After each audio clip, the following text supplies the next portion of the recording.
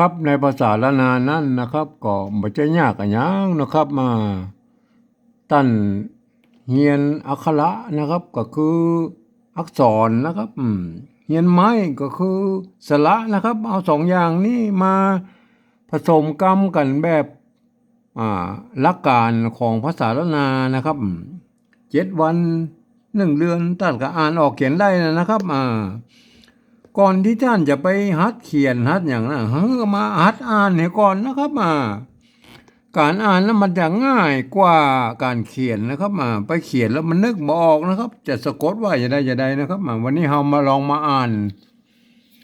ภาษาละนาในรูปแบบของก่อน8 ตลาดนะครับที่เขียนด้วยภาษาละนาเนี่ยนะครับว่าหัดอ่านไปเรื่อยๆนะครับมันแล้วอีกแถมหน่อยเราก็ไปเขียนนะครับเอามาดูเลยนะครับ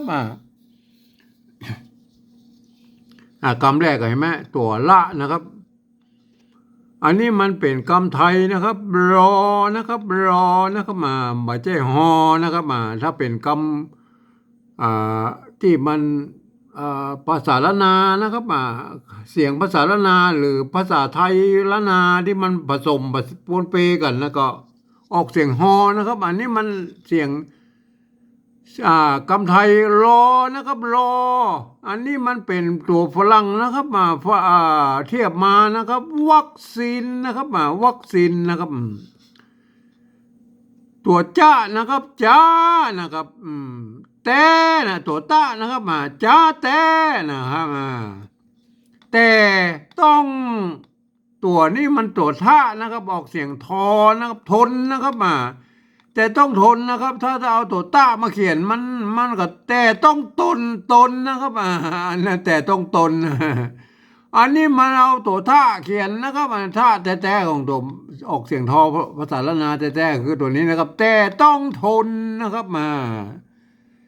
ได้กล้าบนคนเดียวใจเหี่ยวหายอันนี้อ่านง่ายหน่อยนะครับบาโควิดนะครับโควิดนี่มันเป็นภาษาฝรั่งนะครับเทียบมานะครับใจตัวออกเสียงโคแล้วก็มันใจค่าหางยาวนะครับโควิดนะครับอันนี้มันตัวอยนะเสียงออกยอยักษ์ไทยนะครับใหญ่นะครับใหญ่นะถ้าเป็นเอาตัวเนี้ยมาเขียนกันใหญ่นะครับมันออกเสียงยอนะครับใหญ่อันนี้มันใหญ่นะครับใหญ่ออกเสียงยอยักษ์ไทยนะครับใหญ่หนอนะครับใหญ่หนอบอเนี่ยบอนี่มันเป็นคำพิเศษนะครับความจริงแล้วมันจะต้องมีอะกันย้อนอยู่ทั้งลุ่มนี่นะครับแล้วก็มีมะเยาะนะครับอ่านว่าบ่อนะครับพอดีมันเขียนอย่างนั้นมันไปตรงก็บ่อน้ำบ่อหินอย่างเพิ่งโบราณเพิ่งก็เลยตัดกันยอดออกไปเหียเขียนกาเต้าเอี้ยนะครับ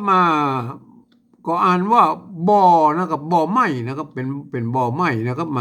บางทีจะใส่มะเยาะก็ได้บ่ใส่มะเยาะก็ได้ก็แล้วแต่ส่วนแล้วแต่ชอบนะครับก็เขียนได้2 แบบนะครับสมัยพ่อเลี้ยงเมืองใจนะครับโฮงพิมพ์พ่อเลี้ยงเมืองใจเมื่อ100 ปีที่แล้วนะครับเปิ้นกับพิมพ์เต้าเอี้ยนะครับมีตัวบะครับตัวอังตัวนี่นะตัวไม่กังมนเนี่ยนะครับก็แค่นี้นะครับก็บ่อนะครับบ่อนะครับบ่อวางวายนะครับคนล้มตายเพราะนะครับอันนี้ตัวปะละหงนะปะละหงต้องออกเป็นเสียงตัวพอนะครับอ่านว่าเพราะนะครับเพราะอ่อนแอนะครับที่แปะภูมินะครับอ่านว่าภูมินะครับไม่ว่าต้องมาใส่ไม่กี่นะครับถ้าใส่ไม่กี่มันต้องอ่านว่าภูมินะครับอันนี้มันอ่านว่าภูมินะครับอ่านว่าภูมินะครับออกนะครับตัวนี้มันไม้กักนะครับตัวนี้มันเป็นไม้กักนะครับแทนตัวกะนะครับ อ่านว่าออกนะครับออกกำลังกายเอาเนอนะครับเอาเนอน้องปี้มันจะดีนะครับมันจะหรือจาหรือจะมันก็ ส่วนแล้วแต่คนจะเขียนนะครับมันจะดีต่อภูมิหุมก็สุ่มจะหุมหรือลุมก็ได้นะครับหุมนะครับหุมนะครับลุมถ้าว่าภาษาไทยมันอ่านว่าออกเสียงลุมนะครับถ้ามันภาษาละนามันก็หุมนะครับมันก็หุมได้นะครับ